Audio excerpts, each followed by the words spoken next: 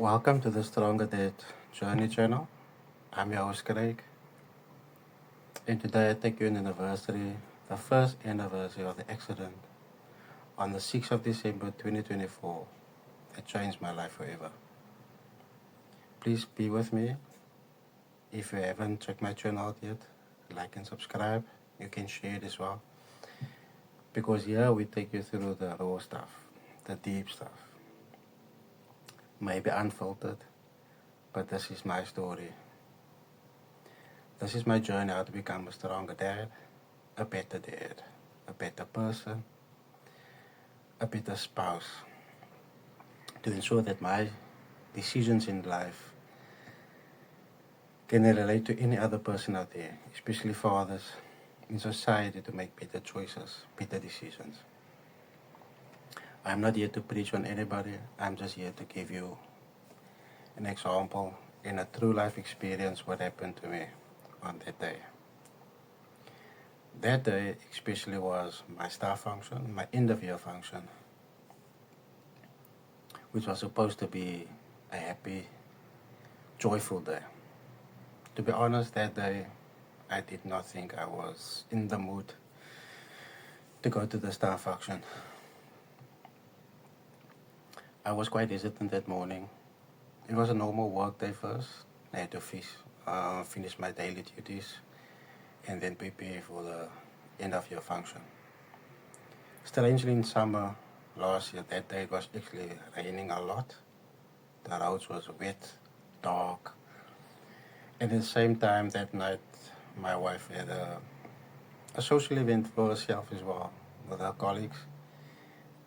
And strangely enough, we were about a few hundred meters apart from each other on the same day. I remember I left the house to go to the function, to the venue like at 1. I got there just before 2. As Kales River Road is very, very full, lots of traffic, and they were actually busy with repairs on the road, maintenance on the road. I got to the venue just after 2, did some normal pickups, some grown-up drinks, as they say, for the night, as me and my wife used to go fetch our kids at the in-laws, at their grandparents, because they could not go with us. And they were technically in Crystal, so that was the reason we could drop them there. I arrived at the function. It was nice. The vibe was good. The music was good. People were joyful. You know, that round camera thing, taking photos, chatting, cliques sitting here and there. I had my booze in the car, but I actually took out an alcoholic drink, so I decided I'm not going to drink that night. 2024 was a hectic year due to other personal reasons which attributed to the whole thing. Not solely the reason, but a huge contributing factor. So we got there, speeches was done, photos taken, now your tummy is full, now it's party drinking. And one of my colleagues decided nobody doesn't have anything, so I decided, okay, let's go take my one. I bought vodka, it's in the car. We just need to get the mixer at the bar. Strangely enough, I was actually awaiting an outcome of an interview that I had for internal promotion.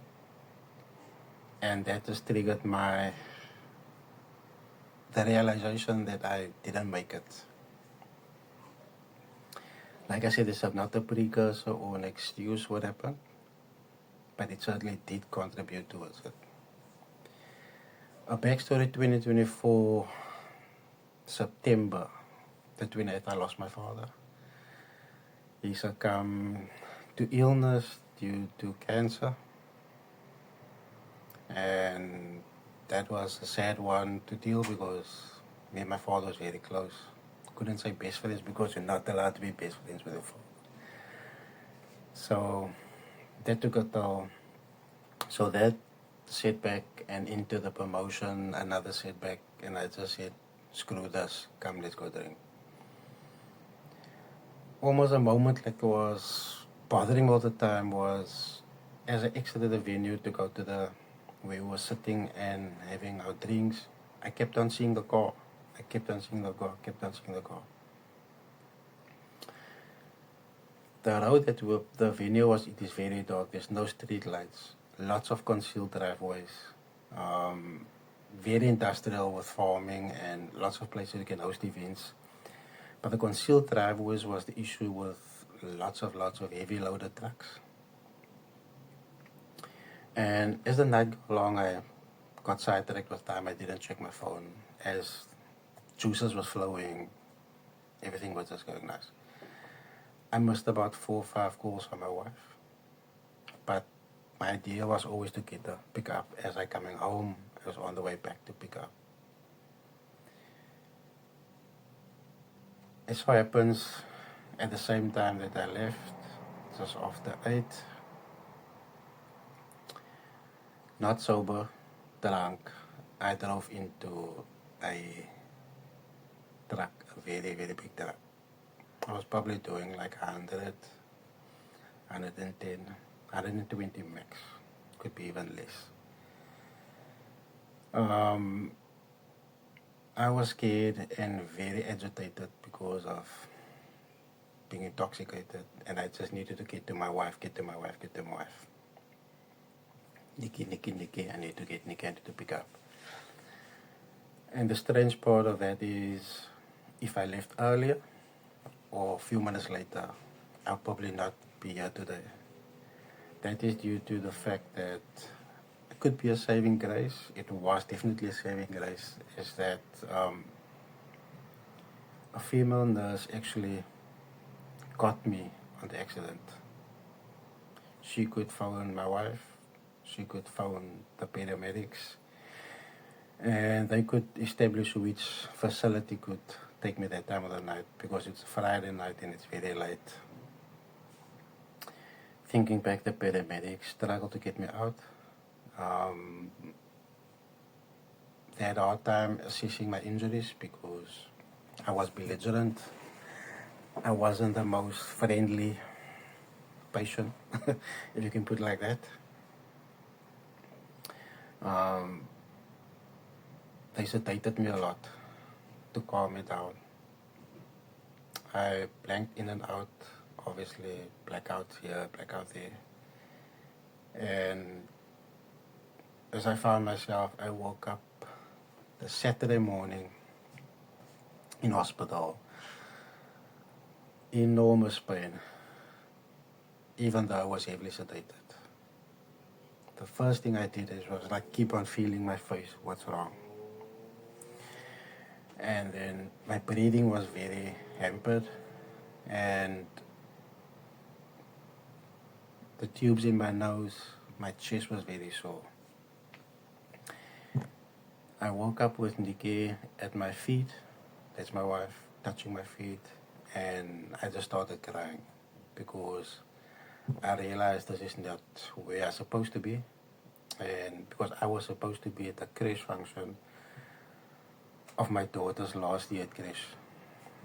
Look where I'm at. I didn't even make that. The nurse, the doctor on duty that night said that they operated me already. Strange, I couldn't believe because, look at me, yeah, and no clothing on and everything, hospital gear. And then she told me that they fixed my femur that I broke in the accident. And I'm just wiggling my toes to make sure I'm not paralyzed. And that was due to being scared, frightened. And this was just a whole emotional roller coaster. I must admit, I was, and I'm still to this day, very embarrassed, ashamed of what my actions contributed, led to, and the emotional effect that they had on my wife and my kids when they saw me, that was traumatizing. The pain was unbearable, to be honest, both the emotional and the physical. It was confirmed by the doctor that I actually broke my pelvis as well. And then that operation could only be done on that Friday coming due to stabilize my body, due to the fact that I had a major operation already, where they fixated my femur, intermedural operation. I'm sure people will know what it means.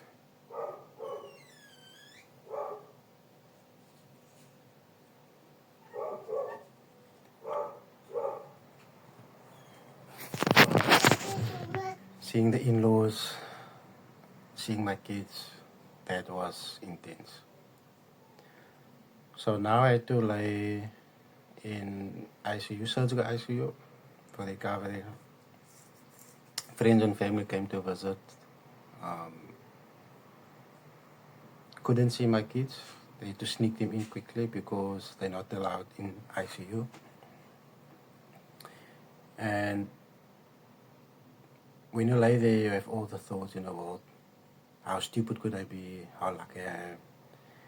And in later video, I will discuss the visitations of the professors, the orthopedic side of it, and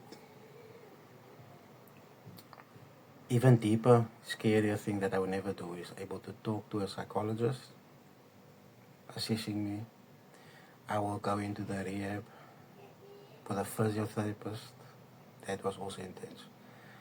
So I would like you to go with my journey. Stronger man, stronger dad journey.